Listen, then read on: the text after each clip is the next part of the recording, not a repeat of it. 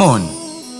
জীবনে যখনই কোনো বস্তু বা সুখ স্বাচ্ছন্দ্য অধিক মাত্রায় আপনার কাছে চলে আসে, তখন নিজেকে শ্রেষ্ঠ মনে করার একটা প্রবণতা দেখা যায়, যা হয় আত্মবিশ্বাসে পরিণত হয়, নয়তো অহংকারে।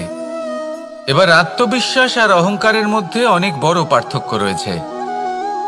আমি এটা করতে পারি, আমি ওটাও করতে পারি, এ হলো আত্মবিশ্বাস। শুধুমাত্র আমি এটা করতে পারি, শুধুমাত্র আমি ওটাও করতে পারি, আমি হলাম সর্বশ্রেষ্ঠ, এটা হলো অহংকার। এবার এই অহংকার এর ধ্বনি অনেক দূর প্রবাহিত হয়, আর এর প্রহার সর্বপ্রথম আপনাকে বিপর্যস্ত করে। এবার এই অহংকার এর বিপরীত শব্দ হলো বিনয়, অর্থাৎ নিজের ঊর্ধ্বে উঠে অন্যের বিষয় ভাবনা চিন্তা করা, সংসারের বিষয় ভাবা। এই বিনয়ী হবার চেষ্টা করুন, একের থেকে অনেক হওয়ার চেষ্টা করুন এবং একসাথে থাকার চেষ্টা করুন। নিশ্চিত রূপেই আপনি বিকাশের কারণ হবেন। মত্ততা থেকে নিজেকে দূরে রাখুন, অহংকার থেকে নিজেকে দূরে রাখুন। এই মন প্রসন্ন হয়ে বলবে, রাধা রাধা। জীবনের প্রত্যেক মুহূর্ত আমাদের কিছু না কিছু শিক্ষা দেয়, নির্ভর করছে আমাদের দৃষ্টিভঙ্গির ওপর। যেমন নদী হলো আমার অত্যন্ত প্রিয়, নদীতে ভ্রমণ করতে আমার খুব ভালো লাগে। কি বলেন? নদীতে সবসময় নতুন কিছু থাকে, ও পুরনো কিছুই নিয়ে বসে থাকে না। সবসময় প্রবাহমান, কখনো থামে না। ততক্ষণ থামে না যতক্ষণ না সাগরে গিয়ে সমাহিত হচ্ছে। ঠিক এইভাবেই আমাদেরও উচিত নিজের জীবন অতিবাহিত করা, নদীর মতো। প্রত্যেক মুহূর্ত নতুন, তাই সেইভাবেই জীবন যাপন করুন। পুরনো কিছুই একত্রিত করে রাখবেন না, বিগত স্মৃতির মাঝে নিজেকে হারিয়ে ফেলবেন না। এই যে বর্তমান, এই যে মুহূর্ত, সেটাই হলো সর্বশ্রেষ্ঠ। এর মাঝেই জীবন যাপন করুন, নদীর মতো প্রবাহমান হতে শিখুন। আপনি শিখে গেলে তাহলে মনে রাখবেন, আমার আপনার মাঝে বিচরণ করতে বড়ই ভালো লাগবে। যে ব্যক্তি আনন্দের সাথে জীবনের প্রত্যেকটা মুহূর্ত অতিবাহিত করে, কোনো চিন্তা ছাড়াই প্রবাহমান হয়, কখনোই থামে না, যতক্ষণ না মুক্তি লাভ করছেন, এমন ব্যক্তির মধ্যেই রাধাকৃষ্ণ বসবাস করেন। তাহলে আসুন আমার সাথে ভালোবেসে বলুন, রাধা রাধা। আপনি অবশ্যই কোনো গাছ দেখে থাকবেন যেখানে অনেক ফল রয়েছে। সেই গাছের ডালগুলি নিজে থেকেই নত হয়ে যায়। কেন? যাতে মানুষ, প্রাণী, এরা সকলে যাতে সেই ফল খুব সহজে গ্রহণ করতে পারেন। এটাই হলো প্রকৃতির শিক্ষা, এটাই হলো প্রকৃতির নিয়ম। মানুষেরও কিছুটা এরকমই হওয়া উচিত। যদি আপনি সাফল্যের চরম সীমায় পৌঁছে যান, অনেক বেশি ধন অর্জন করে ফেলেন, তখন মনে রাখবেন যে আপনি যেন অহংকারী না হয়ে পড়েন। বিনম্র থাকতে হবে, সেই ধনকে ব্যবহার করতে হবে উচিত কাজের জন্য। সেই ধনের দ্বারা সমাজের মঙ্গল করা উচিত, সকল মানুষকে সাহায্য করা উচিত যাদের ধনের অভাব আছে। যদি ধনী হওয়া সত্ত্বেও আপনি ধনের সদ্ব্যবহার এই সমাজের মঙ্গলের জন্য, তার ভালোর জন্য না করেন, যদি আপনি ধন দান না করেন, তাহলে এই ধন অহংকার রূপী বিষে পরিণত হয়ে আপনাকেই নাশ করবে। তাই ফলে ভরা গাছের মতো নত হয়ে থাকুন, বিনম্র হয়ে থাকুন, দান করুন, আর আমার সাথে ভালোবেসে বলুন, রাধা রাধা। মধু কারই না পছন্দ বলুন তো? অত্যন্ত সুস্বাদু হয় এই মধু, মিষ্টি খেতে হয় এবং তা শক্তিও প্রদান করে। এবং প্রত্যেকটি মিষ্টি পদার্থের মতোই এতেও খুব তাড়াতাড়ি পিঁপড়ে ধরে যায়। অন্যদিকে যদি নুনকে দেখি, তাহলে বছরের পর বছর রাখলেও এতে পিঁপড়ে ধরে না। এবার যদি কথা বলি বন্ধুত্বের, তাহলে বন্ধুত্ব নুনের মতো হওয়া উচিত, মধুর মতো নয়। যারা সামনে এলে শুধুমাত্র মধুর মধুর কথা বলবে, পরে এতে পিঁপড়ে ধরে যাবে। এটা নুনের মতো হওয়া উচিত। প্রকৃত বন্ধু হলো সে যে সময় এলে পরে আপনার সামনে আপনার প্রকৃত সত্য তুলে ধরবে, তা সে যতই কঠিন হোক না কেন। আপনার দোষ, আপনার অপগুণ, আপনার খামতি আপনাকে বলতে পারবে, যাতে আপনি সেগুলো শুনে মেনে নিয়ে তারপর নিজেকে শুধরোতে পারেন। এটাই হলো প্রকৃত বন্ধুত্ব। কখনো নিজের জীবনের আশেপাশে মন দিয়ে দেখবেন, অনেক সময় এমন মানুষ থাকেন, অনেক বন্ধু থাকেন যাদের দেখে আমাদের মনে হয় যে এনারা খুব কঠোর, এনাদের কথা খুব কটু। কিন্তু বেশিরভাগ এমন মানুষের মনটা যদি বুঝতে পারেন তাহলে দেখবেন তাতে কোনো মালিন্য নেই, এনাদের মন অত্যন্ত পবিত্র হয়। যদি আপনার জীবনেও এমন কোনো ব্যক্তি থেকে থাকে, এমন বন্ধু থাকে, তাহলে তাদের আগলে রাখুন আর আমার সাথে ভালোবেসে বলুন, রাধা রাধা। এই সংসারের সবথেকে বড় সত্যি হলো জন্ম এবং মৃত্যু, কিন্তু আরো বড় একটা সত্য আছে, মিত্র এবং শত্রু, যা আমাদের সকলের জীবনে থাকে। মিত্র সে যে আমাদের সঙ্গ দেয় এবং সংসারের সবথেকে উঁচু শিখরে আমাদের নিয়ে যায়, এবং শত্রু সে যে যে কোনো মুহূর্তে যে কোনো শিখর থেকে আমাদের নিচে ফেলে দিতে পারে। এবার বিচিত্র ব্যাপার হলো এটাই যে আমরা নিজেরাই এদের সাথে নিয়ে চলি, নিজেরাই এদের পালন করি। তা কি করে? প্রথমে বুঝুন এই মিত্র এবং শত্রু কারা। আপনার নিজের মন, আর কেউ নয়। এই মনই হলো মিত্র যখন তাতে ভারসাম্য বজায় থাকে, তা নিয়ন্ত্রিত থাকে, তা পবিত্র হয়। কিন্তু যদি এই মন অনিয়ন্ত্রিত হয়ে পড়ে, যদি আপনাকে সে নিয়ন্ত্রণ করতে শুরু করে, তখন সেই আপনার সবথেকে বড় শত্রু হয়।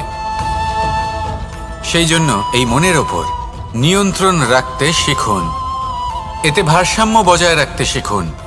তাহলে আপনি এমন এক বন্ধুকে পাবেন যে আপনাকে এই সংসারের শিখরে পৌঁছে দেবে। আসুন আমার সাথে ভালোবেসে বলুন, রাধা রাধা। মুক্তোর এই মালা দেখতে কত সুন্দর হয়, তাই না? যিনি ধারণ করেন তাকেও এটা শীতলতা প্রদান করে, আর যে ব্যক্তি দেখে তার চোখও এই দৃশ্য দেখে শান্তি উপলব্ধি করে। কিন্তু ভাবুন, যদি এমন কিছু হয় যে সুতো দ্বারা এই মুক্তোর মালা তৈরি হয়েছে সেটা কেউ ছিঁড়ে দেয়, তাহলে এই মুক্তোর মালা ছিঁড়ে যাবে আর সমস্ত মুক্তো মাটিতে পড়ে যাবে, ছড়িয়ে পড়বে। তখন কি আমরা এটা ভাববো যে এটা তো মাটিতে পড়ে থাকা বস্তু, এটা আমি তুলব না? ভাববো না, তাই না? আমরা নিচু হয়ে একটা মুক্তো কুড়িয়ে নিই এবং আবার এদের সুতোর মধ্যে প্রবেশ করাই। কেন? কারণ এই মুক্তো হলো বহুমূল্য। এতে কোনো সন্দেহ নেই যে এই মুক্তো হলো বহুমূল্য, কিন্তু এর থেকেও অনেক বেশি বহুমূল্য হলো আমাদের জীবনে আমাদের সম্পর্ক, আমাদের বন্ধু বান্ধব। এই সম্পর্কেও কখনো কখনো বিবাদ হয়, মনোমালিন্য হয়, এগুলোও ছড়িয়ে যায়। আর সেই সময় এই মুক্তোর মতোই নত হয়ে আমাদের এই সম্পর্কগুলিকে হাতে তুলতে হবে, এদের জুড়তে হবে, এদের আগলে রাখতে হবে, কারণ এদের থেকে বহুমূল্য আর কিছুই নেই। আর যদি এই কাজটা আপনি শিখে নিতে পারেন, তাহলে আপনার জীবনের এই সম্পর্ক, এই বন্ধুত্ব সবসময় আপনাকে বল প্রদান করবে, আনন্দ প্রদান করবে, আর এই মন সুপ্রসন্ন হয়ে বলবে, রাধা রাধা। হয়তো আপনার মনে কখনো এই প্রশ্ন আসতে পারে যে ইমারত কেন নির্মাণ করা হয়, কেন উৎসব পালন করা হয়, কেন মানুষ নিজেদের জন্মদিন পালন করেন, কেন দোল, বিজয়া দশমী, রাখি, দীপাবলির মতো উৎসব পালন করা হয়? যদি এগুলো পালন না করা হয় তাতে কি যায় আসে?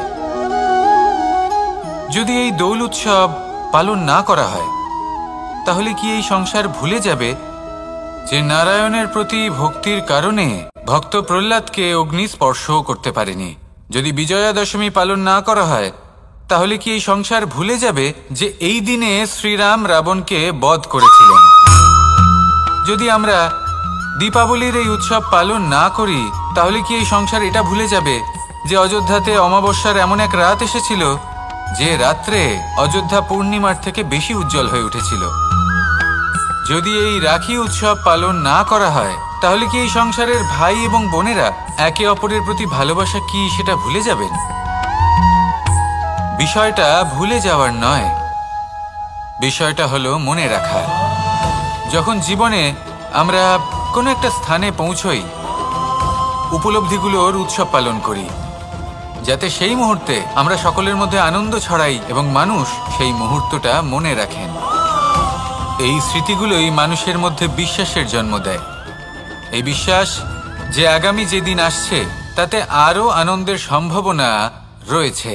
ভালোবাসার এই উৎসব, ভালোবাসার এই পার্বণ, এটা মানুষের মনে বিশ্বাসের জন্ম দেয় যে প্রত্যেক যুগে কেউ না কেউ এসেছে এবং পরবর্তীতেও আসবে। তাহলে আসুন আমরা ডুবে যাই আমার লীলার এই প্রেম যাত্রায় এবং ভালোবাসার এমন একটা উৎসব পালন করা যাক যা এই সংসার যুগ যুগ পর্যন্ত মনে রাখবে। তাহলে আসুন আর আমার সাথে ভালোবেসে বলুন, রাধা রাধা।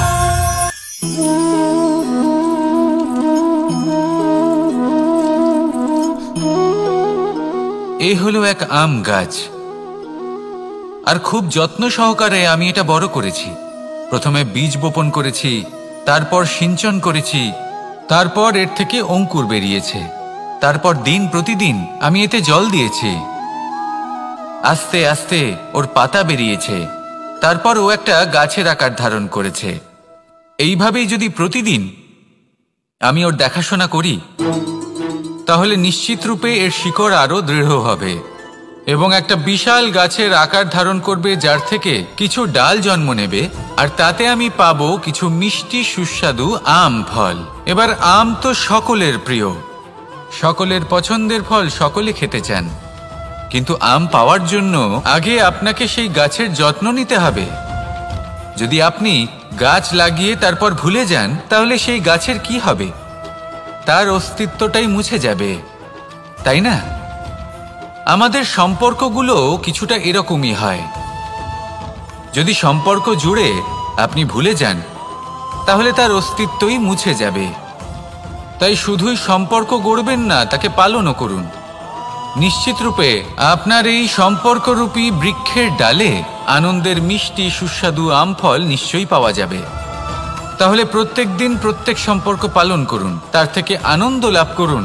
এই মন ভালোবেসে বলবে, রাধা রাধা।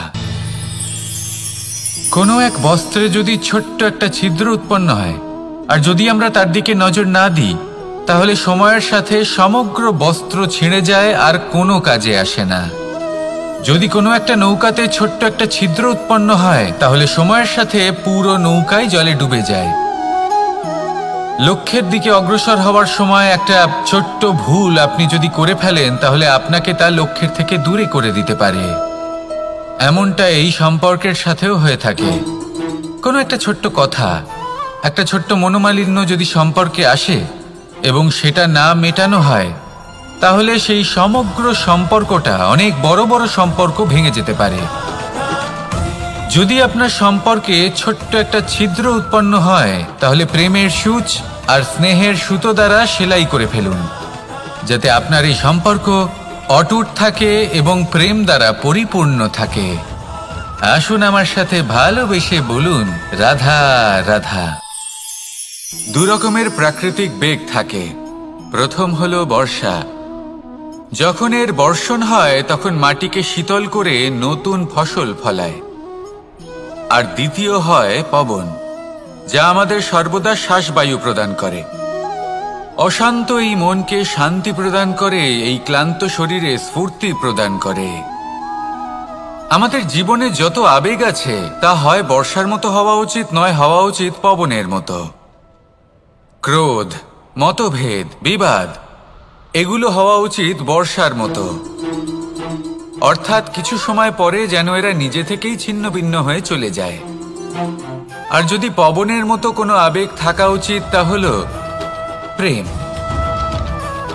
যা সর্বদা শ্বাসবায়ু প্রদান করে, সবসময় সাথে থাকে।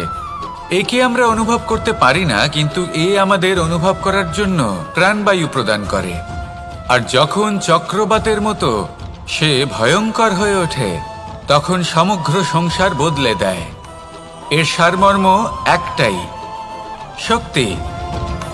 মতভেদ, ক্রোধ, বিবাদের মধ্যে নেই। শক্তি যদি থাকে, তা আছে প্রেমের মধ্যে।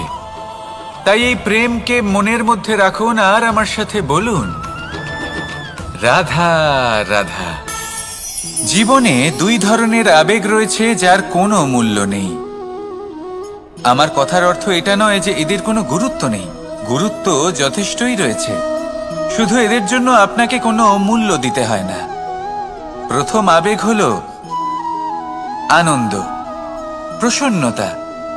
এটা আপনি যে কোনো জায়গায় খুঁজে পেতে পারেন যদি আপনি খুঁজে পেতে চান। আপনি কোনো পুষ্পের সৌন্দর্য দেখে প্রসন্ন হতে পারেন।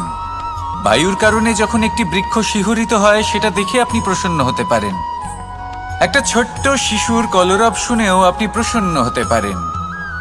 একটা ক্রন্দনরত বালককে হাসিয়ে আপনি প্রসন্ন হতে পারেন। সবকিছু আপনার উপর নির্ভরশীল। সেখানে আরেকটি আবেগ হলো দুশ্চিন্তা।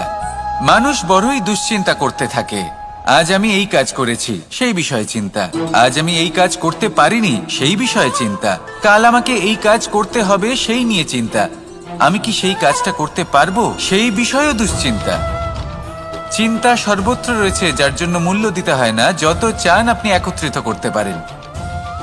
একটা গুরুত্বপূর্ণ কথা মনে রাখবেন, প্রসন্নতা জীবনের একটা নতুন সূত্রপাত। সেখানে দুশ্চিন্তা হলো জীবনের চিতার সমান। এবার এই দুটি আবেগ হলো মূল্যহীন, দুটোই আপনার সামনে আছে। কোনটা চয়ন করবেন আপনি, দুশ্চিন্তা নাকি প্রসন্নতা? সিদ্ধান্ত আপনারই। আসুন আর আমার সাথে ভালোবেসে বলুন, রাধা রাধা। নন্দ বাবাও খেলার ছলে খুব বড় বড় শিক্ষা দিতেন। অনেকদিন আগেকার কথা, বাবা আমার জন্য একটা মানচিত্র নিয়ে এলেন। এটা ছিল জম্বু দ্বীপের মানচিত্র, ঠিক যেন একটা ধাঁধা, যা টুকরো টুকরো করে বিভিন্ন দিকে ছড়ানো, যেগুলোকে আমায় জুড়তে হতো। ব্যাস শুধু এটুকুই ছিল আমার কাজ। আমি বারবার প্রচেষ্টা করলাম, কিন্তু বারবার অসফলই রয়ে গেলাম। বাবা এটা দেখলেন এবং হাসলেন। বাবা বললেন, একটা কাজ করো, এই প্রত্যেকটি অংশকে উল্টে রাখো। আমিও উল্টে রাখলাম। তারপরে দেখলাম প্রত্যেক অংশে মানুষের শরীরের কোনো না কোনো অংশ চিহ্নিত। কোথাও হাত আছে, পা আছে, কোথাও মুখ আছে। বাবা বললেন যে এবার এটা জুড়তে চেষ্টা করো। আমিও জুড়ে দিলাম। মানুষের মানচিত্র পূর্ণ হলো। এবার বাবা বললেন, এটা উল্টে রাখো। মানচিত্র পূর্ণ আকার ধারণ করেছে। আমি বললাম, ঠিক আছে। আমি উল্টে রাখলাম। দেখলাম জম্বুদ্বীপের মানচিত্র পূর্ণ হয়েছে। বাবা বললেন, যদি দেশকে সফল করে তুলতে চাও, শক্তিশালী করতে চাও, স্থির বানাতে চাও, তাহলে সবার আগে দেশবাসীকে একত্রিত করতে শেখো। সকল সৈন্যগণ যখন একজোট হয়ে দাঁড়াবে, তখন দেশের শক্তি আরো বেড়ে যাবে। শুধু তাই নয়, বাবা বললেন, যদি ভালোবাসার সাথে জড়িয়ে পড়ো, তাহলে পরমাত্মাও তোমার সামনে এসে দেখা দেবেন। তাহলে এটাই করুন আর আমার সাথে ভালোবেসে বলুন, রাধা রাধা। আম এবং নিম, এই দুই যে যার স্থানে অত্যন্ত বিশেষ, অত্যন্ত শ্রেষ্ঠ।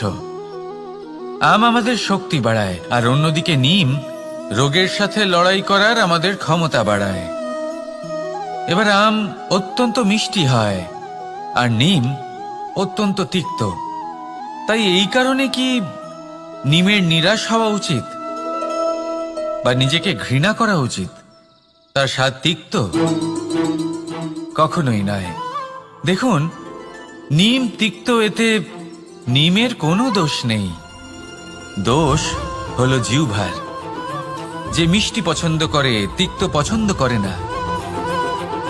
কিন্তু যদি আপনি নিজের জীবনে নিমের প্রয়োগ না করেন, তাহলে আপনার রোগ প্রতিরোধ ক্ষমতা বাড়বেই না। তাই নিম হলো অত্যন্ত গুরুত্বপূর্ণ। এর থেকে আপনি কি শিক্ষা পেলেন? এটাই যে জীবনে কখনো অন্য কারোর মাপকাঠি দ্বারা নিজেকে পরখ করবেন না। আপনার যোগ্যতা, আপনার বিশেষত্ব, আপনার গুণ, অপগুণ, এই সব কিছু আপনি নিজে বুঝে নিন, সেটাই যথেষ্ট। আসুন আর আমার সাথে ভালোবেসে বলুন, রাধা রাধা।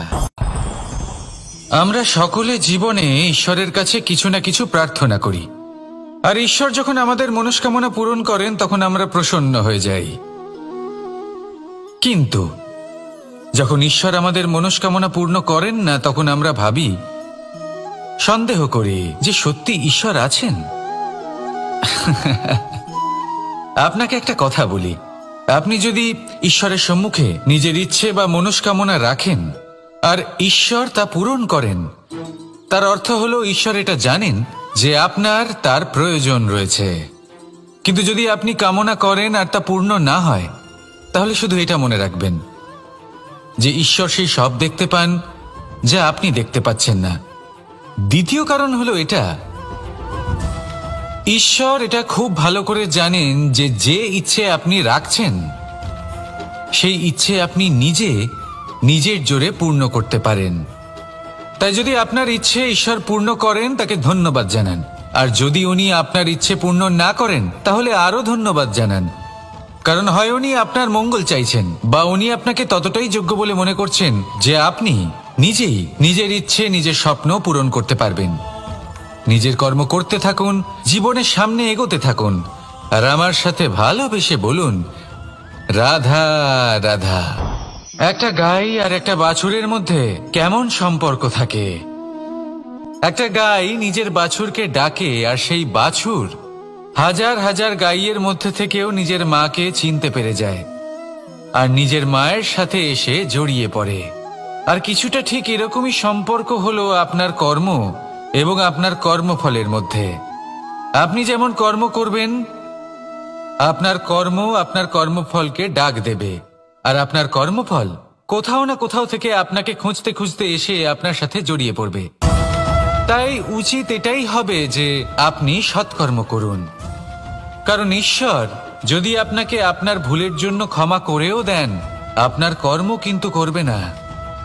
তাই যদি আপনি দুষ্কর্ম করতে চলেছেন, তাহলে আপনি প্রস্তুত থাকুন, আর যদি আপনি শুভ কর্ম করতে চলেছেন, তাহলেও আপনি প্রস্তুত থাকুন। আপনার কর্ম যেমন হবে তেমন ফল আপনার কাছে নিজে থেকেই চলে আসবে। আজ না হোক কাল, কাল না হোক অন্য কোনো সময়, অবশ্যই আসবে। আসুন আমার সাথে ভালোবেসে বলুন, রাধা রাধা। কোনো বাড়িতে, কোনো পরিবারে যখন কারোর জন্ম হয়, তখন তা কত সুখের মুহূর্ত হয়। সেই ছোট্ট সন্তান যখন কিছুটা বড় হয়, সে হাঁটার চেষ্টা করে, আর সেই প্রক্রিয়াতেও খুব বড় একটা শিক্ষা লুকিয়ে রয়েছে, ঠেলে দেওয়া। যখন আপনি হাঁটতে চান, সামনে এগোতে চান, তখন আপনি কি করেন? নিজের পায়ের তলার যে মাটি, তাকে আপনি পেছনে ঠেলে দেন। ব্যাস, এই একই জিনিস তো জীবনেও শিখতে হবে। এবার যদি আপনি জ্ঞানের পথে অগ্রসর হতে চান, তাহলে অজ্ঞানতাকে পেছনে সরিয়ে দিতে হবে। যদি আপনি প্রকাশের দিকে এগোতে চান, তাহলে অন্ধকারকে পেছনে সরিয়ে দিতে হবে। যদি আপনি ভবিষ্যতে সফল হতে চান, তাহলে অতীতের যে অসফলতাগুলিকে পেছনে সরিয়ে দিতে হবে।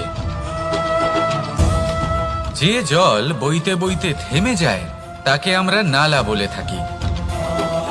তার থেকে দুর্গন্ধ বের হয়। কিন্তু যে জল বইতেই থাকে, তাকেই আমরা পবিত্র জল বলি। তাহলে আপনিও কর্ম করতে থাকুন, কখনো থামবেন না। আর আমার সাথে ভালোবেসে বলুন, রাধা রাধা। যোগাসন। যোগাসনে আসন অত্যন্ত গুরুত্বপূর্ণ। এবার আমি বলবো সবথেকে শ্রেষ্ঠ আসন কোনটি। আশ্বাস। নিজেকে আশ্বস্ত করতে থাকুন যে আমি আছি, সব ঠিক হবে, যা হচ্ছে ভালোর জন্য হচ্ছে। এই আশ্বাস আপনাকে জীবনে এমন ধন্যাত্মক বিশ্বাস দেবে যে আপনি বড় বড় সমস্যার সমাধান করতে পারবেন। এবার যদি কথা বলি সবথেকে কঠিন সময়ের, তাহলে সেটা হলো বিচ্ছেদের।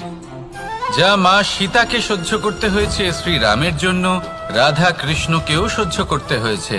যে ব্যক্তি বিচ্ছেদের সময় সঠিক পথে চলে এসেছে, সে জীবনে অনেক শ্রেষ্ঠ স্থানে অবশ্যই পৌঁছতে পারবে।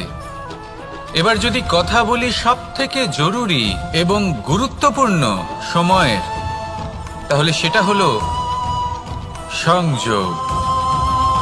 সকলকে সাহায্য করতে থাকুন। আপনি অন্যদের সাহায্য করে তাদের যত আনন্দ দিতে পারবেন, ততটাই আনন্দ আপনারও জীবনে অবশ্যই আসবে। আসুন আর আমার সাথে ভালোবেসে বলুন, রাধা রাধা। কামবোধ, এটাই আপনার অন্তরের প্রথম শত্রু। বেশিরভাগ মানুষই কামবোধ বলতে লালসা বোঝেন, কিন্তু এটা সম্পূর্ণ সত্য নয়। কামের আসল অর্থ হল কামনা। এটা খুবই সহজ ব্যাপার। মনুষ্য শরীর থাকলে, মানুষের মন থাকলে এই কামনা অবশ্যই থাকবে। এবার এটাই দেখতে হবে যে এই কামনা নেতিবাচক কামনা নাকি ইতিবাচক কামনা। অন্য কারোর জিনিসে নজর দেওয়া, অন্য কোনো মানুষের উপর নজর দেওয়া, কোনো অনুচিত বস্তুর দিকে নজর দেওয়া, এই নেতিবাচক কামনা। আর এই দুষ্কামনা মানুষকে দিয়ে অপকর্ম করাবেই করাবে। তাই মনে রাখবেন, যে ব্যক্তি নিজের কামনাকে নিয়ন্ত্রণে রাখতে পারেন তিনি সঠিক পথেও থাকেন, সঠিক লক্ষ্যে পৌঁছতেও পারেন। যিনি কামনা নিয়ন্ত্রণে রাখতে পারেন না তিনি তার পথও হারিয়ে ফেলেন এবং লক্ষ্যচ্যুতও হন। তাই মনে রাখবেন, নিজের কামনাগুলিকে নিয়ন্ত্রণে রাখুন। কাম নামক এই শত্রুর ওপর বিজয় লাভ করুন। আর আমার সাথে ভালোবেসে বলুন, রাধা রাধা। আমাদের জীবনে দুই ধরনের সম্পত্তি হয়ে থাকে। এক হলো ভৌতিক সম্পত্তি, এক হলো জৈবিক সম্পত্তি। অর্থ, সম্পদ, সুবিধে, খাদ্য এইসব ভৌতিক সম্পত্তির মধ্যে পড়ে। ব্যক্তি, মিত্র, পরিবার, আমাদের আপনজন, আত্মীয় স্বজন সব জৈবিক শ্রেণীতে পড়ে। আর প্রত্যেক মানুষের পক্ষে এই বিভাজন বোঝা অত্যন্ত আবশ্যক। কারণ মূলত আমাদের ব্যবহার দুই রকমের হয়ে থাকে। হয় আমরা ভালোবাসি বা আমরা সদ্ব্যবহার করি। আর সবথেকে বড় ভুল আমরা তখন করি যখন আমরা বুঝতেই পারি না যে ভালোবাসবো কাকে আর ব্যবহার করব কাকে। আমরা ভৌতিক সম্পত্তি ভালোবেসে ফেলি আর ব্যবহার করি জৈবিক সম্পত্তিকে, যেখানে এটা অনুচিত। জৈবিক সম্পত্তিকে ভালোবাসুন আর ভৌতিক সম্পত্তিকে ব্যবহার করুন। যেদিন আপনার মধ্যে এই বোধ জাগ্রত হবে যে কাকে ভালোবাসবেন আর কাকে ব্যবহার করবেন, সেই দিন আপনার জীবনে শুধুই শান্তি বিরাজমান হবে। আর তখন এই মন প্রসন্ন হয়ে বলবে, রাধা রাধা। কাল, আজ এবং কাল, আমাদের সমগ্র জীবন এই তিনটির আশেপাশেই ঘুরতে থাকে। আমরা সবসময় বিগত সময়ের বিষয়ে ভাবতে থাকি। অতীতে যদি আমাদের দ্বারা কোনো ভুল হয় সেই বিষয়ে ভেবে ভেবে আমরা সবসময় অনুতাপ করতে থাকি। এটা উচিত নয়। দেখুন, অতীতের থেকে শিক্ষা লাভ করা অত্যন্ত আবশ্যক, কিন্তু সেই ভুল যাতে আবার না হয় সেই কাজটা কিন্তু আপনাকে বর্তমানেই করতে হবে, তাই না? দ্বিতীয় কথা, আমরা সবসময় ভাবি আগামী দিনের বিষয়ে, ভবিষ্যতের বিষয়ে। আমরা ভাবি যে কাল করে নেব, আজ এই কাজ করতে পারছি না, কোনো ব্যাপার নয়, কাল করে নেব। আজ কাজটা শুরু করতেই পারলাম না, কোনো ব্যাপার নয়, কাল করে নেব। আজকের দিনটাই ভালো ছিল না, কোনো ব্যাপার নয়, সেটা কাল করে নেব। ব্যাপারটা বুঝুন, আপনি নিজের সময় নষ্ট করছেন। দেখুন, এই যে কাল, তা কখনোই আপনার হাতে আসবে না। তাই যে কাজ করতে চান সেটা আজকেই করুন, অন্তত শুরুটা করুন। কারণ এই আগামী সময় তা সবসময় আপনার থেকে এক কদম আগে থাকবে, একদিন এগিয়ে থাকবে। জানেন কেন? কারণ এই কাল আপনার জন্য অপেক্ষা করবে না, সেই জন্য আপনিও এর জন্য অপেক্ষা করবেন না। যা করার তা আজকেই শুরু করুন। কারণ যে বর্তমানে নিজের ভিত স্থাপন করেন না, ভবিষ্যৎকালে তার সুন্দর শক্তিশালী ভবন কখনো নির্মাণই হয় না। আসুন আর আমার সাথে ভালোবেসে বলুন, রাধা রাধা। সাফল্য খুব সহজ এক শব্দ। এটা হলো সেই সব শব্দের মধ্যে অন্যতম যা মানুষ একটু বুঝলেই ভাবেন সব বুঝে ফেলেছি। আর যেই উনি বুঝতে পারেন সাফল্য কি, আজীবন সেই সাফল্যের পেছনেই ছুটতে থাকেন। এই সাফল্য হলো একটা খেলার মতো, যাতে মানুষ নিজের সমস্ত জীবন বাজি লাগিয়ে দেন। আর প্রত্যেক খেলার মতোই এরও কিছু নিয়ম রয়েছে। আর প্রাথমিক নিয়ম হলো, এই সাফল্য লাভ করার জন্য সাফল্য লাভ করার স্বপ্ন আপনাকে অবশ্যই দেখতে হবে আগে। হ্যাঁ, কিন্তু শুধুমাত্র স্বপ্ন দেখলেই কিছুই হবে না।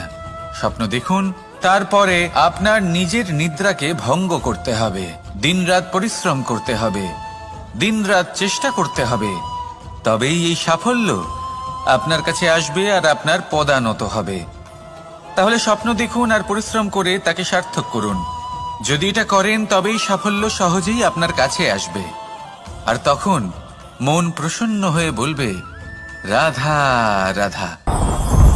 সমস্যা।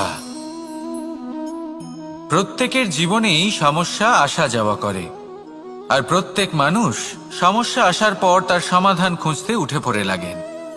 কিন্তু যখনই সমস্যার সমাধান হয়ে যায়, আমরা সুপ্রসন্ন হয়ে যাই এবং অসাবধানও হয়ে যাই। আমাদের মনে হয় যে আমরা সম্পূর্ণরূপে সমস্যার অন্ত করেছি, কিন্তু কোথাও না কোথাও একটা ছোট্ট বীজ রয়েই যায়, আর সেই বীজ আমাদের অসাবধানতার ছত্রছায়ায় বড় হতে থাকে, আর তারপর মহা সংকট হয়ে আবার আমাদের উপর আক্রমণ করে। এই সংকট যে কোনো রূপে আসতে পারে, কোনো শত্রুর রূপেও আসতে পারে, বা কোনো মহামারীর রূপেও আসতে পারে। সেই জন্য সবসময় সাবধান থাকাই উচিত। কারণ অসাবধান হলে কি হয়, আমাদের সুরক্ষা চক্রে একটা ছেদ উৎপন্ন হয়, আর আমাদের শেষ করতে পারে এমন এক বাণ সেই ছেদ বিন্দু হয়ে আমাদের হৃদয়ে প্রবেশ করতে পারে। তাই যে কোনো সমস্যার সমাধান করুন, জয়ী হন, উৎসব পালন করুন, কিন্তু সাবধানে থাকবেন। আসুন আর আমার সাথে ভালোবেসে বলুন, রাধা রাধা।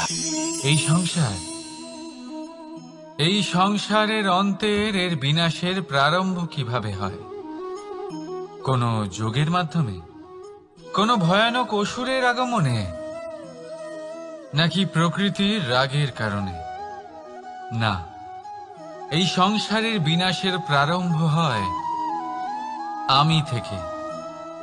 এই আমি, এই তুমি, এটা আমি করেছি, ওটা তুমি করেছো, এটা আমার, ওটা তোমার, আদি ইত্যাদি। এই ভাব যখন মনে বাসা বেঁধে নেয়, সর্বপ্রথম ঘর ভাগ হয়, তারপর বসতি, তারপর প্রাণ, আর তারপর দেশ, আর সবার শেষে সমস্ত সংসার ভাগ হয়ে যায়। আর এই ভাগ হয়ে যাওয়া শেষে মনোমালিন্যে পরিণত হয়। এখন এমত অবস্থায় কি করা যেতে পারে?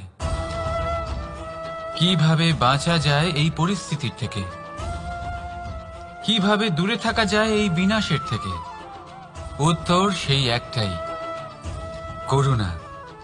একে অপরের দরকারগুলি বুঝুন, একে অপরের সমস্যাগুলি বুঝুন, একে অপরের দুঃখের সাথী হয়ে দাঁড়ান, একে অপরের সুখের ভাগীদার হন।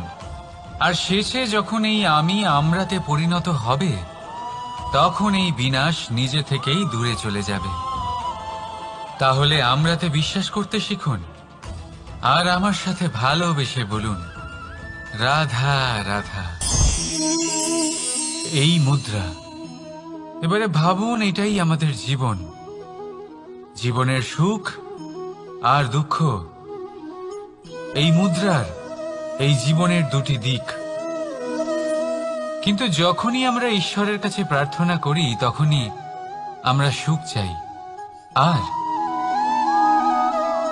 সেই সুখ আসেও। আর যখনই সেই সুখ আসে, তখন ব্যক্তি সর্বপ্রথম তাকে ভুলে যায় যে দুঃখের সময় ওনার সাথে ছিলেন। আর এমত অবস্থায় উনি সাহায্য করেন না, উনি করেন উপকার। আর এই উপকারের বদলে মানুষের থেকে উনি নিজের জন্য শ্রদ্ধা চান। আর সেই শ্রদ্ধা, সেই চাহিদার কারণে উনি নিজেকে অন্যদের থেকে শ্রেষ্ঠ, অন্যদের থেকে ভিন্ন মনে করতে বিবশ হয়ে যান। আর আলাদা হবার কারণে তার মধ্যে জেগে ওঠে অহংকার, আর সেটাই হয় তার পতনের কারণ। এবার এতে কি করা যেতে পারে? কি চাওয়া যেতে পারে ঈশ্বরের কাছে? এই প্রশ্ন অবশ্যই মনে আসে। ঈশ্বরের কাছে চান সুখ, শুধুমাত্র ততটাই যাতে অহংকার না আসে, আর দুঃখ ততটাই যাতে শ্রদ্ধা না চলে যায়।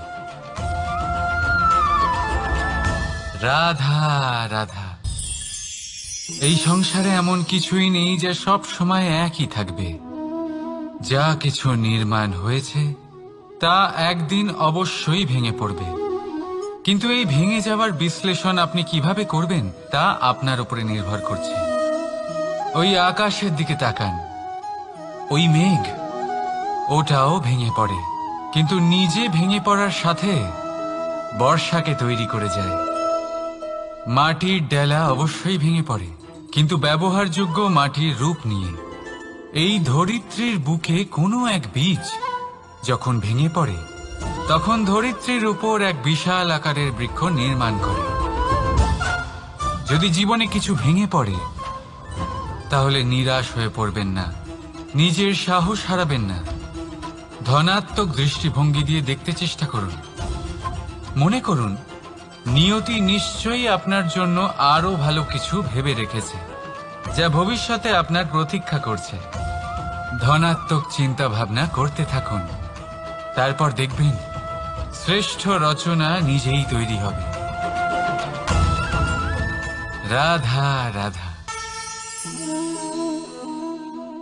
চলতে থাকা, থেমে যাওয়া, বিশ্রাম নেওয়া, তারপর দম নিয়ে পুনরায় দাঁড়িয়ে পড়া, আর তারপর আবার সেই পথ চলা। এটা জীবনের অভিন্ন এক অঙ্গ, এটার থেকে আপনি পালাতে পারবেন না। কিন্তু এই অঙ্গকে আপনি নিজের জীবনে কিভাবে প্রয়োগ করবেন, কিভাবে তাকে কাজে লাগাবেন, সেই সিদ্ধান্ত আপনাকে নিতে হবে। যারা হেরে যান তারাও জীবনে থমকে যান, আবার যারা জেতেন তারাও দাঁড়িয়ে পড়েন। যারা হেরে যান তারা হাঁপিয়ে দাঁড়িয়ে পড়েন, যারা জিতে যান তারা দাঁড়িয়ে পড়েন সেই সর্বোচ্চ স্তরে পৌঁছে গিয়ে। এবার দাঁড়াতে তো আপনাকে হবেই, তা হতেই হবে।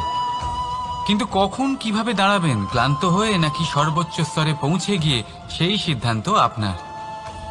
অবশ্যই দাঁড়িয়ে পড়ুন, কিন্তু ক্লান্ত হয়ে নয়, কারণ আপনাকে পুনরায় দাঁড়িয়ে পড়তে হবে, পুনরায় যাত্রাপথে এগোতে হবে এবং সর্বোচ্চ স্তরে পৌঁছতেই হবে। রাধা রাধা। স্বপ্ন, আমরা জীবনে স্বপ্ন দেখতে থাকি, সেটা পূরণ করার পূর্ণ প্রয়াস করে থাকি। কিন্তু এই স্বপ্ন পূরণ না হওয়ার পরিস্থিতিতে আমরা ভেঙে পড়ি, ছিন্ন বিচ্ছিন্ন হই, আর তারপরই বোঝা আমরা আগামী প্রজন্মের ওপর রীতিমতো চাপিয়ে দিই। আমরা এটাই মনে করি যে আমরা যেটা হতে পারিনি, সেটা আমাদের সন্তান অবশ্যই হবে। আমরা যা কখনো পাইনি, আমাদের সন্তান অবশ্যই তা পাবে। এটা যে অনুচিত সেটা আমরা ভাবি না, কিন্তু এটা ভুল, আর এই ভুল আমরা সকলেই করে থাকি। সন্তান প্রকৃতি আর পরমাত্মার আশীর্বাদ। ওদের ভেতরে তাদের নিজের একটা অস্তিত্ব লুকিয়ে থাকে, সেটা মন দিয়ে দেখুন তো। আপনি শুধু ওই সন্তানকে জন্ম দিয়েছেন, কিন্তু ওর জীবন আপনার নয়। তাই নিজের সন্তানের সাথে থাকুন, সময় কাটান, ওদেরকে ভালোবাসুন, সবসময় প্রেরণা দিন, কিন্তু প্রেরণা দিন ওর নিজের অস্তিত্বকে বাড়ানোর জন্য, ওর নিজের স্বপ্ন পূরণ করার জন্য, আপনার স্বপ্ন পূরণ করার জন্য নয়। ওদের অস্তিত্বকে পূর্ণাঙ্গে বৃদ্ধি পেতে দিন। রাধা রাধা। এই পুকুর দেখছেন আপনি? পুকুরের জল কখনো প্রবাহিত হয় না, একই স্থানে জমে থাকে, আর সেই কারণে কিছুদিন পর ময়লা হতে শুরু করে। কিন্তু তাও আমরা একে ত্যাগ করি না, আমরা তবুও একে পুজো করি।